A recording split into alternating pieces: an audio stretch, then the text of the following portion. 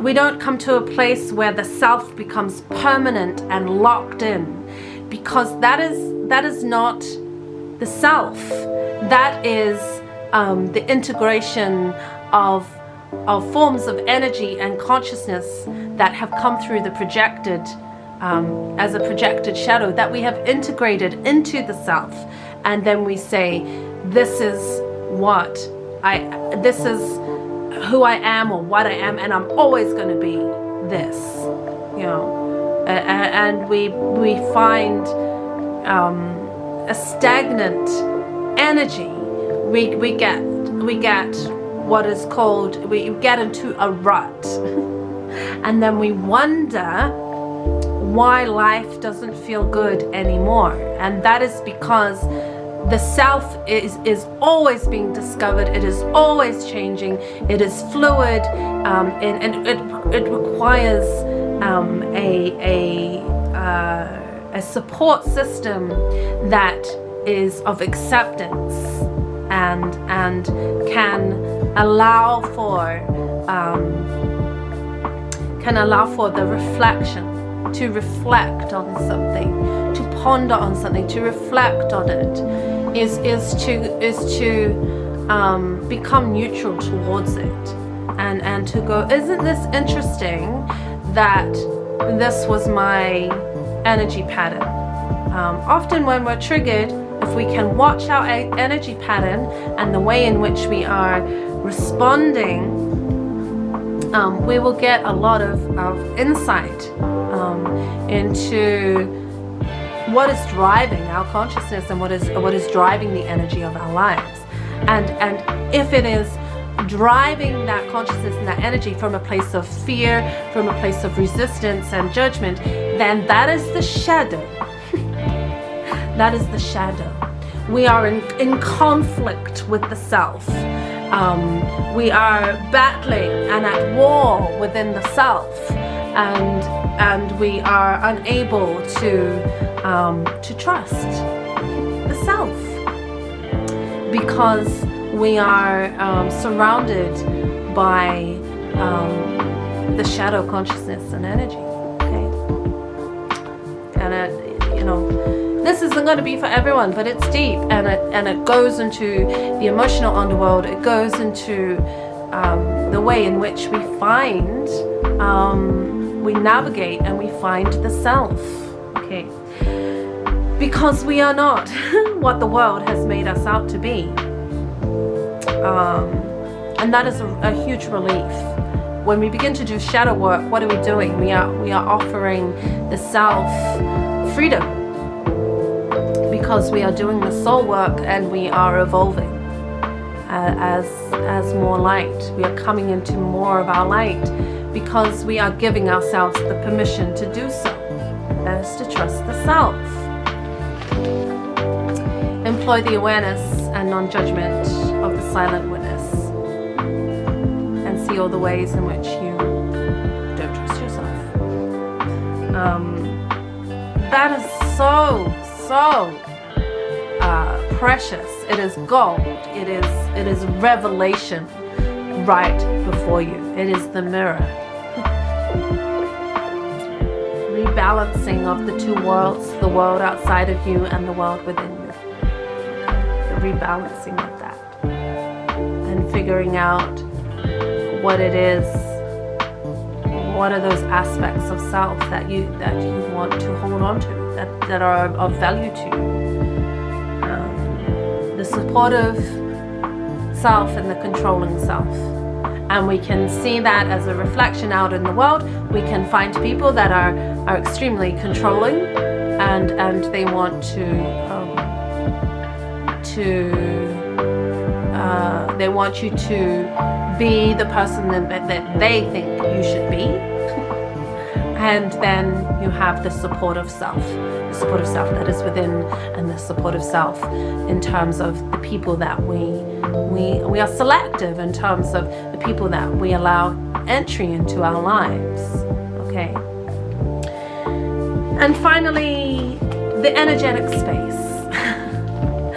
So we go through the journey, and we figure out those things that are those ways in which we're not trusting ourselves, and we take 2 steps back, and we become the witness, and we rebalance the 2 worlds, and we figure out what it is that what our heart really wants, and we let the heart speak, and we find the supportive person within the self and within the environment. Now we move into the energetic space. So this is where we begin to create a space. We create a space, we create a routine, we create an environment where that supports that heart energy in its quest, and we simplify our own practice and the steps that we are taking towards the self, towards acceptance of the self, and in creating the sacred space for that self to be heard, to be felt, to be seen, to be expressed. So we are not looking to the external world to reflect the acceptance. And the support. We are looking to the internal world to reflect the acceptance and support that we need to trust that self, and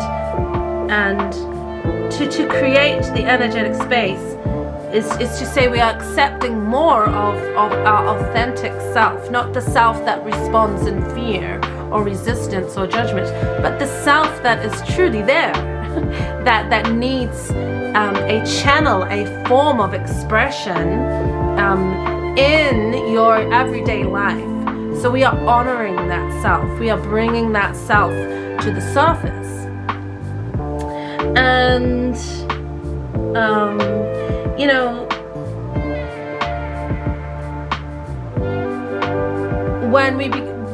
when I talk about energetic space, I am talking about holding on to things that have meaning for us, that reflect the capacity of that trusting what is within us. Okay, so we are creating a place, an environment of flow, an environment of supporting the self, an environment of putting things in our environment that are a reflection. So we are creating an environment that reflects how we see ourselves. We are investing in routine and in environment and in reflection within our home, within our garden, within our workplace. We are tweaking certain aspects of our daily life so they become the mirror reflection of that thing that we want to trust within ourselves. Okay, so that when you come to the crossroads where you are stepping forward, you are stepping into that new version of yourself, and you are trusting that self, even when reflections turn up that reflect fear, judgment, resistances to what you're doing, that you have the resilience and the capacity to find your own true reflection and to trust that self. Okay, we build those things into our daily practice, into our reflection, what is in our home, what we put up on our walls, the quotes that we have on the fridge, all these things, we begin to collect them because they resonate and are a part of the reclaiming of that part of self. Okay, and we become more familiar, and we begin to build that energy within the self, regardless of what someone else thinks, what someone else says, whatever the situation is happening. We have the foundational principle, spiritual principle of reflection. and it is one of acceptance that we are resonating with, we are moving through our life, and we begin to give the reflections gratitude, and we give those reflections honor and space. Okay.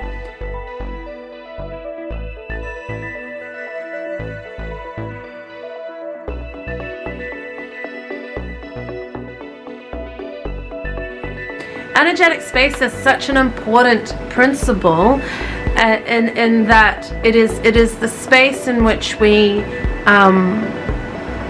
find the voice of our heart. You know, it's not just sound. It's you know, someone can speak through their dance, they can speak through their song, they can speak through their athletic talent, they can speak so many things, expressions of the self, and through what we do and how we turn up and what are our values and how are we building strong the house, the temple, the house. This is our place of spiritual connection, the body. And when we begin to listen to the body, when we begin to listen to the heart, when we begin to find its resonance, when we begin to trust what is being reflected back, once we are able to navigate through the shadow energy, then we are beginning to come into that expression and trust it.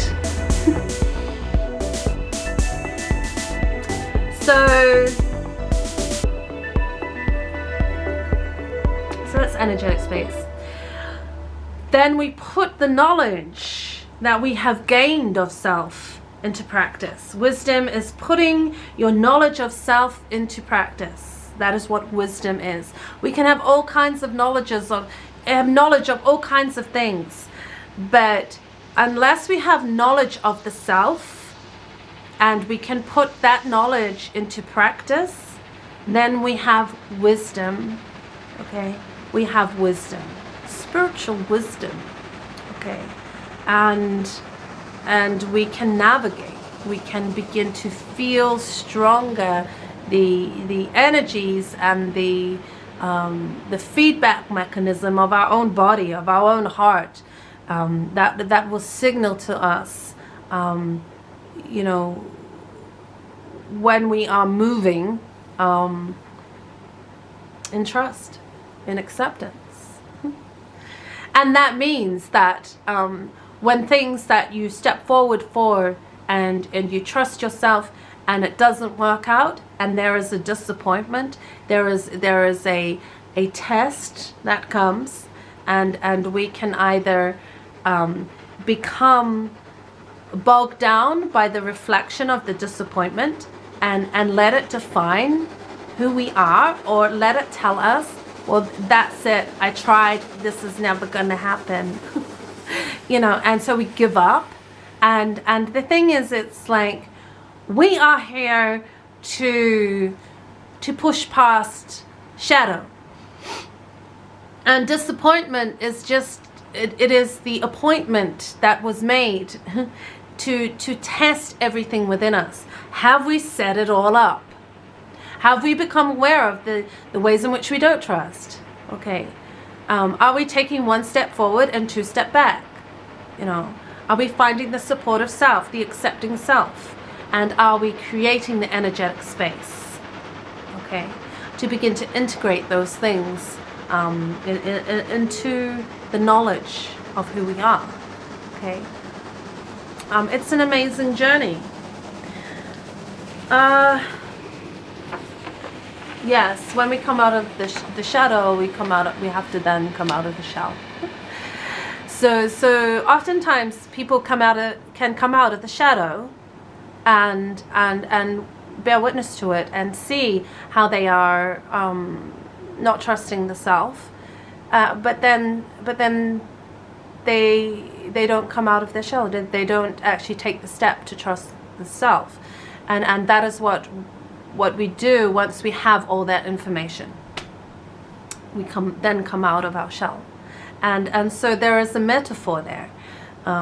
We think of the butterfly and the cocoon. We think of the transformative energy that is at work within us when we are the driver of the consciousness and the energy. When we are the driver of it, then we are causing that process to begin to happen within us.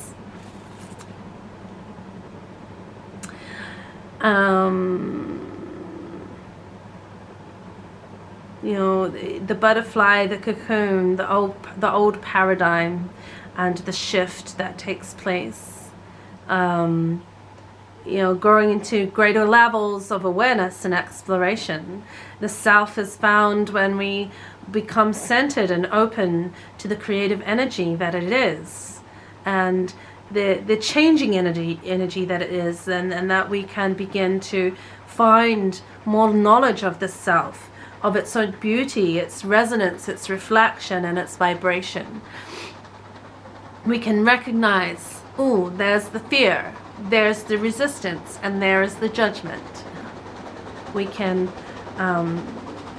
prepare ourselves ahead of time, because then we know what are the triggers and what is the shadow energy that we are dealing with, okay?